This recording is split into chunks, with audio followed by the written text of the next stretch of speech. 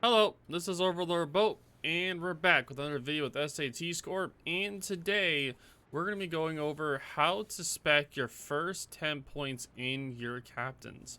And we'll be going over DDs, cruisers, battleships, and carriers. We will not be going over submarines in this video, due to the fact that submarines are still in their preliminary stage, and there's still a lot of fixes and plan they plan on doing. So we can't really justify doing any 10-point builds for those. And I'll let SAT score start us off.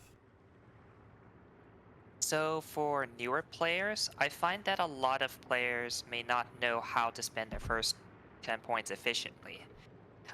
The reason why it's important is because once you get past the first 10 points, the captain skill it starts becoming much harder to obtain new points due to the increasing costs. For example, most people know that it costs about 1.7 million to get to a 19-point captain, but it takes another 1.2 million captain points to get to 21 points. That just shows the insane inflation of how much captain of each additional point costs. You'll start to see this at around 10, but it starts especially getting bad after 14. So for player so by the time you get to 10 points, you want to have a ideal core build, the most important skills you take on your captain. So let's go start with the destroyers. There are two main destroyer builds, depending on if you're a traditional concealment build or a gunboat build. So we'll start with the concealment build. So ships like Gearing, the U.S. destroyer line, the IGN, the torpedo line, the EU destroyer line, for examples, will use this build. So we'll go to the captain skills here. I would recommend preventive maintenance, last stand, survivability expert, and finally concealment expert. So preventive maintenance is a fine first point skill, as it means your engines, your torpedo tubes, and your guns get knocked out less often. The engine getting knocked out less often is especially useful. But overall, it is not that important compared to the subsequent skills you need. Last stand is absolutely necessary for any destroyer because it's very often that you will be losing an engine or a rudder when you're taking enemy shots, and losing either of those two can spell doom for your destroyer. So having a partially working engine or steering is absolutely critical if you want to live long in a destroyer.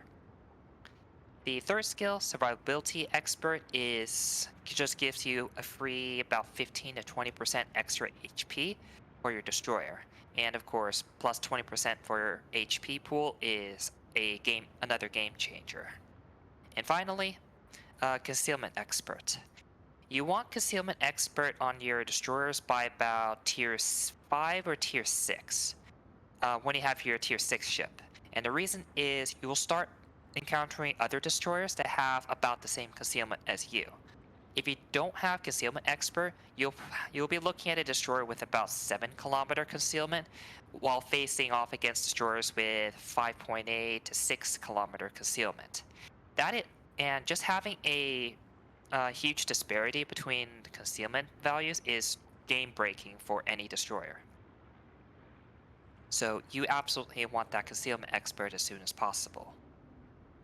If you're a gunboat destroyer, say for example the French destroyers or the Russian destroyers, then the build is slightly different. You will still take the first 3 points, the preventive maintenance, last stand, and survivability expert, but instead of concealment expert, take the main battery a specialist or expertise. Not the specialist, the expert one, the 4-point skill. Mm-hmm. So that will give you plus 20% main battery firing range, which is very important for farming ships from safety. Since you should still be able to hit battleships and most cruisers relatively easily, even at your max range, while they'll have much more difficulty hitting you. So I would recommend that as your 10-point skill if you're playing a gunboat destroyer. So, with that out of the way, let's move on to the cruisers. The cruisers, even though they're all varied in their strengths, weaknesses, and roles, I find that most, if not all of them, will take the same first 10-point skills. So let's go take a look at a cruiser here. And let's see. The uh, first point skill is honestly not that important overall. So, like you have a couple of choices, including say expert loader, IFA, turret traverse, or even last stand. But honestly, none of the 1-point skills are too important. You might take one. You might take once depending on if your captain's specialized for it, but I wouldn't worry too much. But when in doubt, I would just take grease the gears, as it helps out with every ship, every cruiser, except for the British light cruisers. In that case, just take IFA, which is incoming fire alert. It'll help you dodge shots better. The second, the second point skill, again, not too many good choices to choose from. Priority target tends to be the most commonly taken because a lot of people want to know how many enemies are trying to shoot them. So if you don't have incoming fire alert, then I would recommend priority target. If you have incoming fire alert and you're confident on dodging, you can take something like pirate technician if you have a cruiser with a high rate of fire. Or you can take the consumables expert, which increases certain consumables duration by 10%. Again, other than priority target, there isn't too many things that are important. The third point skill is a no-brainer. It will be Adrenaline Rush because you will be taking damage as a cruiser, and assuming you can you can control how much HP you lose. Adrenaline Rush can give you a lot of extra firepower for just playing as normal. If for some reason you're starting at the tier 9 or tier 10 cruiser, then the superintendent also becomes a viable choice as you gain an extra heal along with your utility consumable. But overall, I would recommend Adrenaline Rush first, and then superintendent as your 13th point. Finally, as your 4-point skill, always take Concealment Expert. For the same reason as destroyers, you want to have the best concealment as possible. That way you can position easier, you can choose your fights much easier. Again, like destroyers, it vastly changes how you can play cruisers and how aggressive you can play. So, let's go on to battleships. For battleships, just like the cruisers, there's really just one general core build that every battleship has. That being said, if you're playing a secondary spec battleship, I would recommend you start the secondary build after you are done with your primary 10-point build. The 10 points should all go into some sort of survivability build. So we'll take, for example, Montana. Um, if you have a captain that gives you improved gun feeder, I would recommend that. Otherwise, you can take gun feeder or preventive maintenance. Preventive maintenance is always a safe skill to take, whereas gun feeder will allow you to switch shells. It is I would recommend it highly on captains that have the improved gun feeder. But if you don't like that skill, then just take preventive maintenance. The second point should go to grease the gears. This works for pretty much every battleship, as all battleships have relatively slow turret traverses, even on the faster ones. If you're comfortable with the turret traverse on your battleship, you can take something like priority target. But otherwise, I'd recommend grease the gears if you're unsure of what to take. Third point skill is going to be Adrenaline Rush. Same thing with the cruisers. you're going to get a lot of free damage output with your adrenaline rush active. So, and with a battleship, you can comfortably be at half health for a while if you're good at HP management. So I would always recommend adrenaline rush. And for your 4-point skill, it is usually a toss up between concealment expert and fire prevention. For new players who are not very confident in positioning, I would actually recommend fire prevention.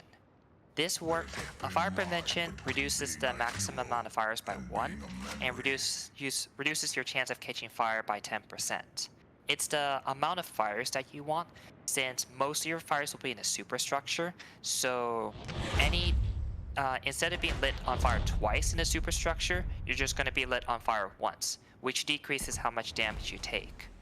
It is a lot easier to use than Concealment Expert, so for newer players that are not comfortable with Battleship gameplay, I'd recommend the Fire Prevention first. For more experienced players, or those that have some experience in like cruiser positioning, then I would say Concealment Expert. Since Concealment Expert, similar reasons why cruisers will take it. So, if you're a secondary spec battleship, I would hold off on speccing secondaries until after you get your first 10 points. Because the main problem with Battleship is just lack of survivability. And all of these skills I mentioned helps the battleship survive much longer into the fight. Not to mention, most tech tree battleships in the mid tiers don't have great secondaries to start with, so it's not really worth taking until you're higher up on the tech tree. Last but not least, we'll go look at the carriers. So for carriers, it's pretty straightforward. There's really just one main carrier build that everyone takes. So for your first point, you can take I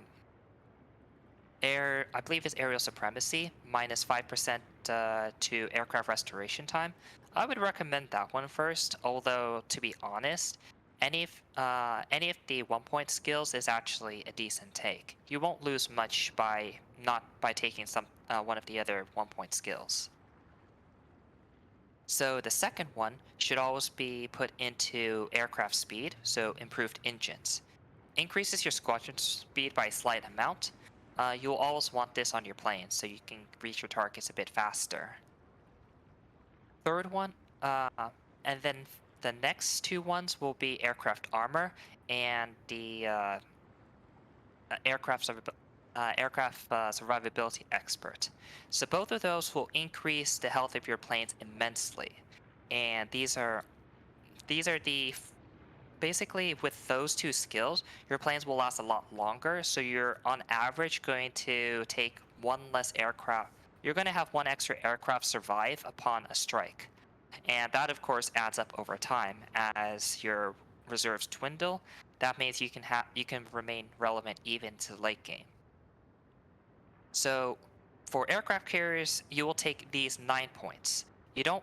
It's not really a 10-point captain, but these 9 points are the core build for every aircraft, every aircraft carrier, no matter what. Bo, do you have anything to add? Nope, you pretty much covered it. But again, these are the 10-point skills that you should be putting on your DDs, cruisers, battleships, and CVs. Again, we can't emphasize enough how important your core build is for your 10-point captains, because if you build off of the core build, or it deviates too much, it'll really hinder your ability to do really well in the future, because you'll have to spend more time getting more points to then make up for the mistake in the build. But I think that pretty much covers it. Anything else you can think of, SAT score? Nope. Every nation will start to deviate after the core build, but when in doubt, you can always take the core build and then branch off after that. because I believe these are the most important skills that that the respective classes needs. After that, then it's kind of extra. All right. Well, thank y'all so much for watching. If you guys have any questions, definitely leave them down in the comments. We greatly appreciate it. But this is OverlordBou and SAT Score. We'll talk to you all later.